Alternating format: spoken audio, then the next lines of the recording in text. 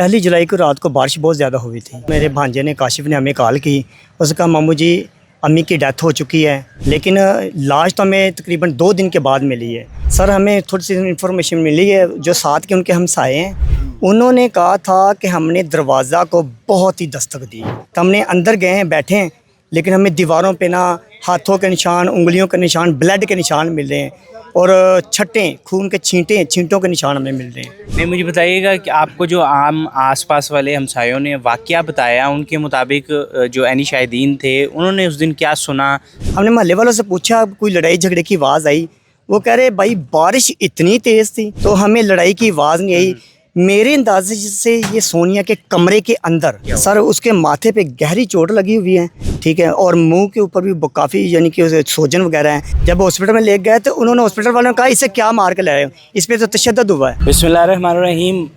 एक वाक़या पेश आता है 1 जुलाई को, और इस वक्त मेरे हाथ में एक दरख्वास्त मौजूद है जो कि SHO ग्रीन टाउन थाने में दरख्वास्त जमा करवाई गई। जावेद नामी शख्स की जानिब से ये दरख्वास्त जमा करवाई गई है और दरख्वास्त में ये लिखा गया है कि उनकी बहन है मुमताज़ और फर्रानी, उनका जो वफ़ात है वो कैसे पेश आई। इनके मुताबिक कहना है कि उनका कत्ल किया गया है और उनकी जानिब से इल्ज़ाम भी लगाया जा रहा है कि उनकी बहू की जानिब से उसका कत्ल किया गया है, जबकि अभी तदफीन कर दी गई, लेकिन अभी आज जो है वो कब्र को शही की जाएगी और इस पर पोस्टमार्टम वगैरह किया जाएगा। जावेद साहब मौजूद हैं जिनकी जानिब से ये दरख्वास्त दी गई, उनसे गुफ्तगू करते हैं और सारा मामला जानते हैं। जावेद साहब, सबसे पहले मुझे बताइएगा कि आपको कैसे पता चला, इत्तला कब मिली कि आपकी बहन वफ़ात पा चुकी है? सर पहली जुलाई को रात को बारिश बहुत ज़्यादा हुई थी, ठीक है, तो तकरीबन 10 बजे का टाइम था और मेरे भांजे ने काशिफ ने हमें कॉल की, उसका मामू जी अम्मी की डेथ हो चुकी है, तो हम जना हॉस्पिटल से लेके वापस आए हैं, लेकिन लाश तो हमें तकरीबन 2 दिन के बाद मिली है।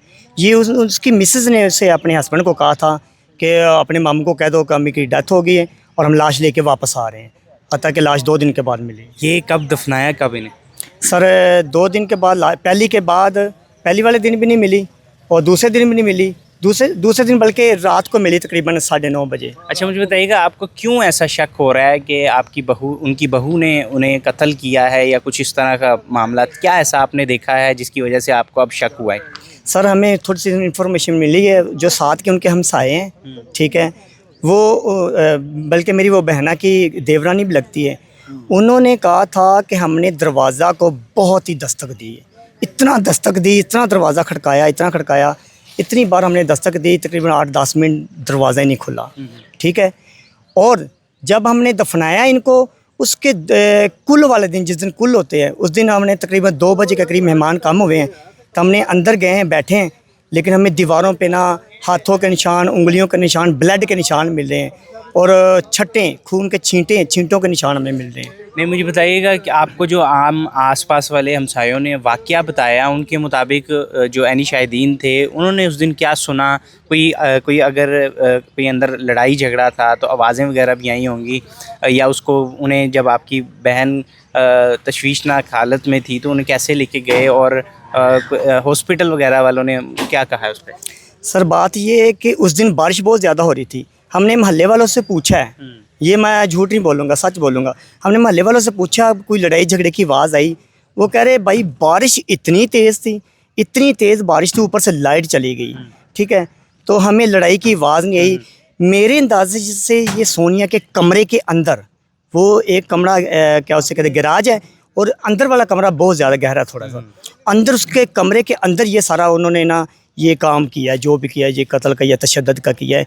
अंदर से बारिश, ऊपर से बारिश इतनी तेज़ थी, लोग आवाम कह रही है उधर से कि बारिश हो रही है, हम तो अपनी चारपाइयाँ, अपना कपड़ा लीड़ा उठा रहे हैं, अपने घरों में दरवाजे बंद किए हुए। नहीं, क्या चोट लगी थी इन्हें? हॉस्पिटल कौन लेके गया? क्या वाक़या क्या हुआ? सर उसके माथे पे गहरी चोट लगी हुई है, ठीक है, और मुंह के ऊपर भी काफ़ी यानी कि सोजन वगैरह हैं, जैसे लगता है कि जैसे चपेटें, थप्पड़ वगैरह और ये पंच वगैरह उसके लगे हुए हैं। यहाँ पे भी सोजन है, यहाँ चेहरे पे भी सोजन थी।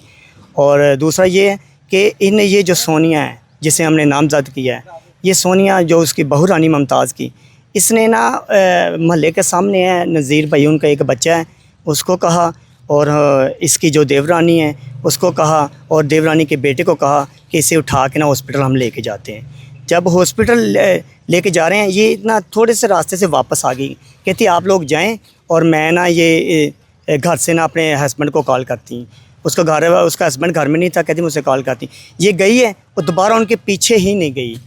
और वो बेचारे कह रहे हैं कि इतना बड़ा हादसा हो गया, वो मरने के करीब है, तो पता नहीं मरी गई शायद, तो तू वापस जा रही है। वो कह रही जी मैं जा रही हूँ। वो गई है, वो जब बाद में सुना है जी उसने कपड़े चेंज किए, नहाई धोई, वो कपड़े चेंज कर लिए उसने, वो ब्लड वाले। तो हालांकि कि ये देखा जाए, ये कॉल उसके हस्बैंड को हॉस्पिटल में जाके भी हो सकती थी, इतनी इमरजेंसी थी। वो उसे ये हमें ये इन्फॉर्मेशन दे रही उसे अटैक हुआ, गिर गई है। फिर घर में नहाने के लिए किस लिए? हमसाए जब कौन से अस्पताल लेके गए और फिर जिना अस्पताल वालों ने तब देख के क्या कहा?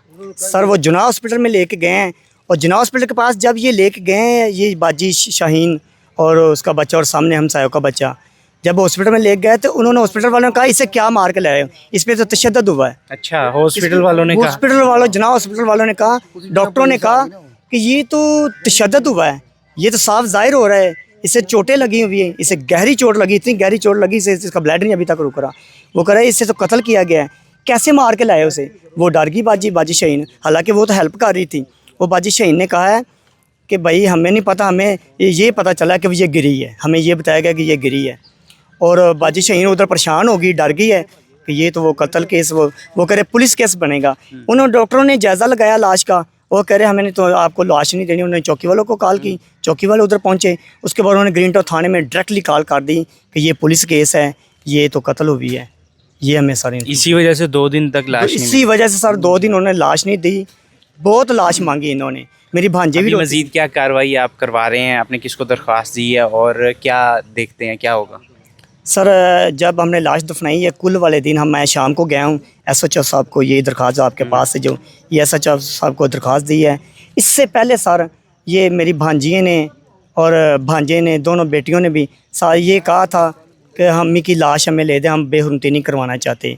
ठीक है, काशिफ बच्चा भी यही कह रहा था हमें लाश ले दें। हमें क्या पता था कि बेचारी के साथ ऐसा हुआ है? हमें तो कुल वाले दिन जाके ये पता चला कि खून के छींटे, हाथों के निशान, हमें ये शक हुआ, फिर हमने ये दरख्वास्त दी थी।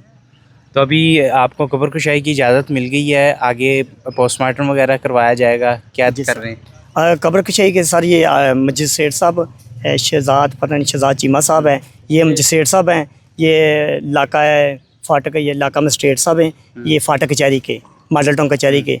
इन्होंने आर्डर दिए आज 27 तारीख के, इन्होंने 23 तारीख को हमें आर्डर दिए, आज 27 तारीख है, आज आखिरी दिन है, 11 बजे का टाइम है, अभी तक मजिस्ट्रेट साहब भी नहीं आए और SHO साहब नहीं आए। रहाइश किस जगह पे थी इनकी? ये भट्टा नंबर 1 कीर कलां, और ये ग्रीन टाउन में आता है? ग्रीन टाउन भट्टा आप नंबर कहाँ 1 से? कीर कलां। मैं बागड़ियाँ गांव से हूँ, ये भी ग्रीन टाउन में एरिया है।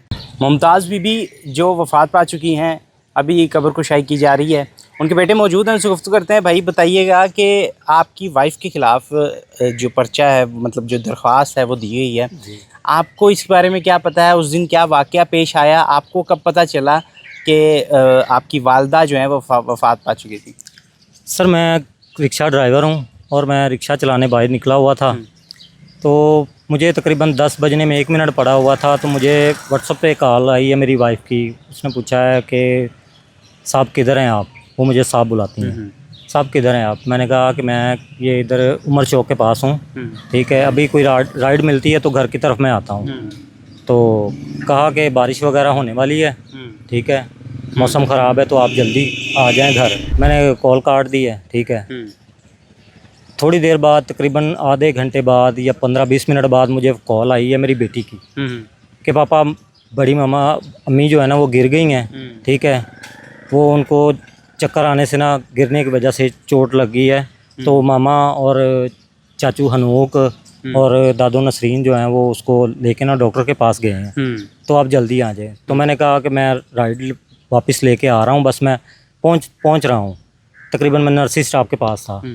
तो जब दोबारा मुझे कॉल आई है मेरी वाइफ की, तो मैं ये मियाँ चौक से थोड़ा सा पीछे था, तो मैंने कहा मैं आ रहा हूँ, मैं बस आ रहा हूँ, रास्ते में हूँ। पानी काफ़ी था, तो इस वजह से जो है ना वो रिक्शा भी मेरा एक साइड से टूट गया था, जंप लगने की वजह से, खड्डों का पता नहीं चला।